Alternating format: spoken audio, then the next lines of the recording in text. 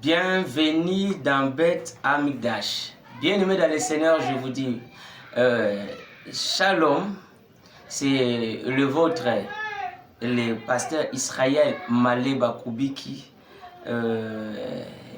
Nous sommes en train de diriger par la grâce de Dieu l'église MIAP, qui veut dire Ministère International Abba Père. Je vous lis par ces temps que Dieu vient de nous donner, de vous partager ce qu'il a mis dans mon cœur. Je vais d'abord prier.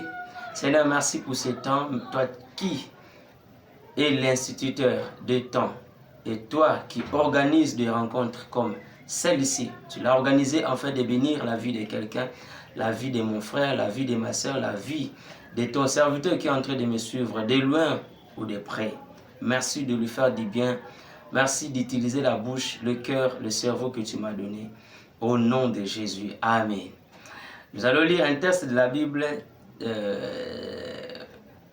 situé dans les livres de Nahum.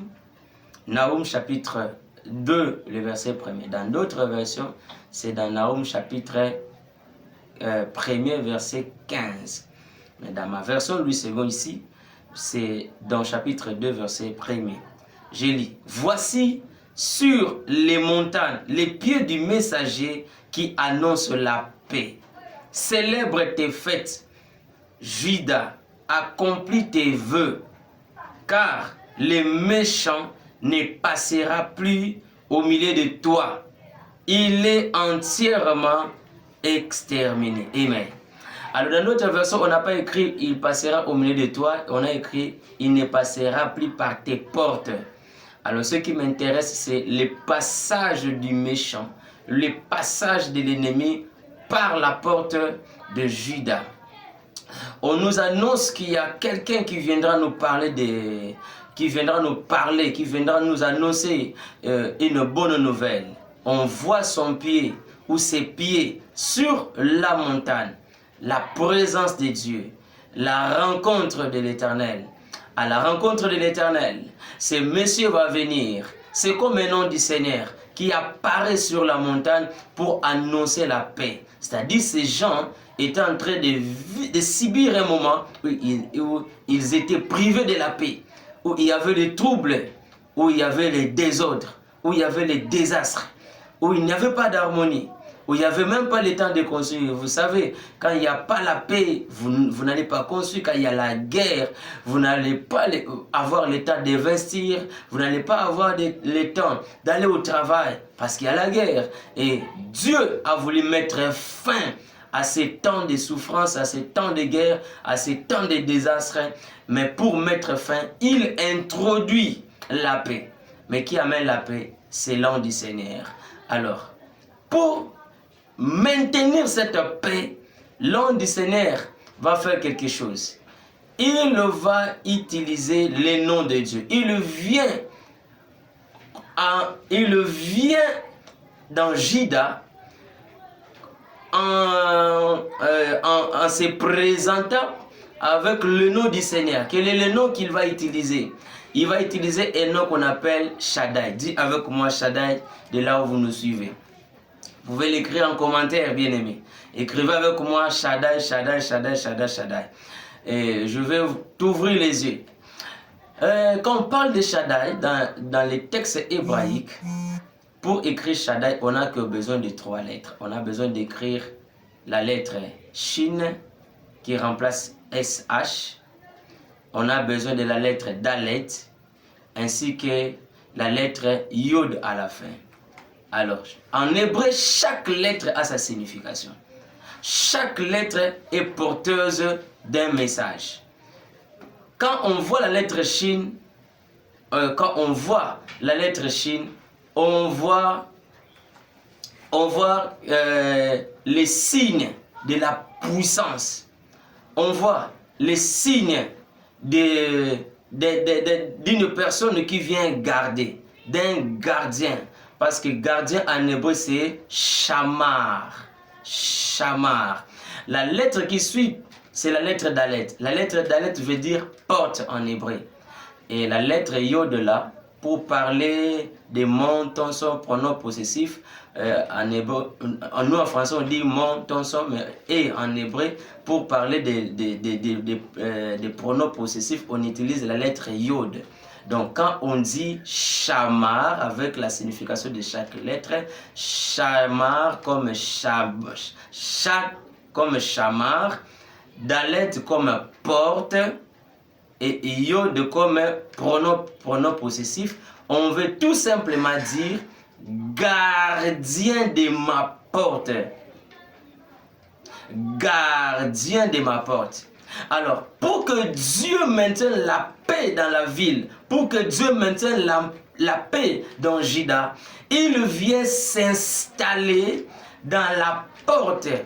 Il vient s'installer à la porte de Juda, afin de voir la personne qui avait toujours tendance, l'habitude de venir tenter, l'habitude de venir détruire, l'habitude de venir créer la ruine, imposer le désordre.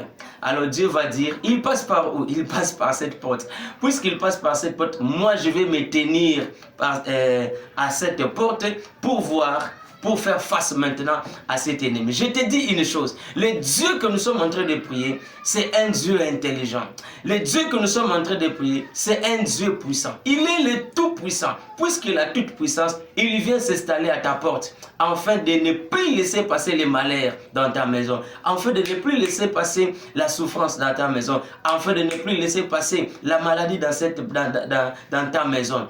Ton corps, c'est un temple. Ton corps, c'est aussi une maison. Ta famille, c'est une maison.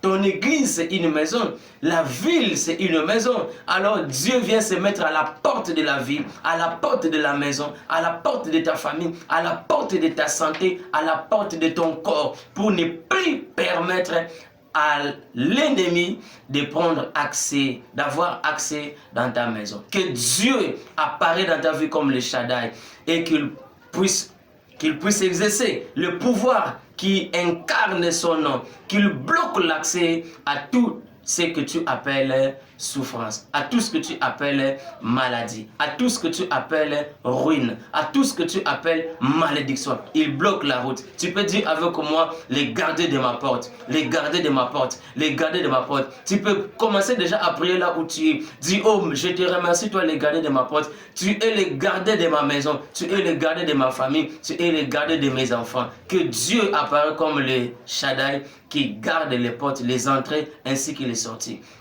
Tu sais, il y a un texte de la Bible, je vais terminer par ici.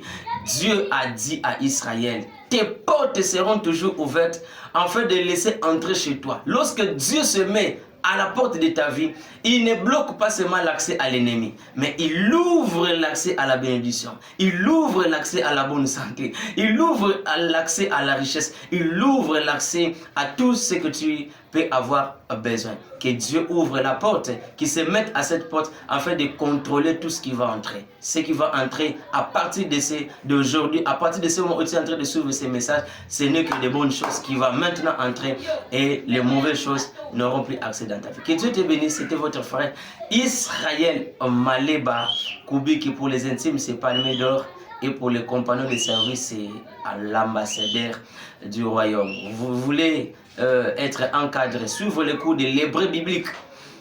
Vous avez besoin de la prière, vous avez besoin de la délivrance. Vous pouvez nous écrire dans notre numéro WhatsApp dans plus 243 899 833 120. Je répète, 899 833 120. Ça, c'est notre numéro. Si tu nous écris ou si tu nous appelles par ce numéro, tu vas recevoir directement les frères Israël Maleba. Tu n'as pas encore donné ta courte vie et ta moindre vie à Jésus. Reçois le Seigneur Jésus maintenant. Ouvre ton cœur et crois en sa parole. Il va faire entrer dans sa vie. Fais cette prière avec moi. Seigneur Jésus, aujourd'hui, je reconnais avoir conduit ma vie seule. Et aujourd'hui là, maintenant, je préfère te donner ma courte et sale vie afin de recevoir ta vie abondante, la vie éternelle. Écris mon nom dans le livre de vie. Pardonne mes péchés. Je crois que tu es mort pour moi. Je crois que tu es ressuscité pour moi. Et fais de moi un enfant de Dieu. Si tu as fait cette prière avec moi, croyez-le bien, aujourd'hui même tu es enfant de Dieu. Et si tu mourais aujourd'hui, nous allons nous revoir au paradis. Que Dieu te bénisse. À la prochaine.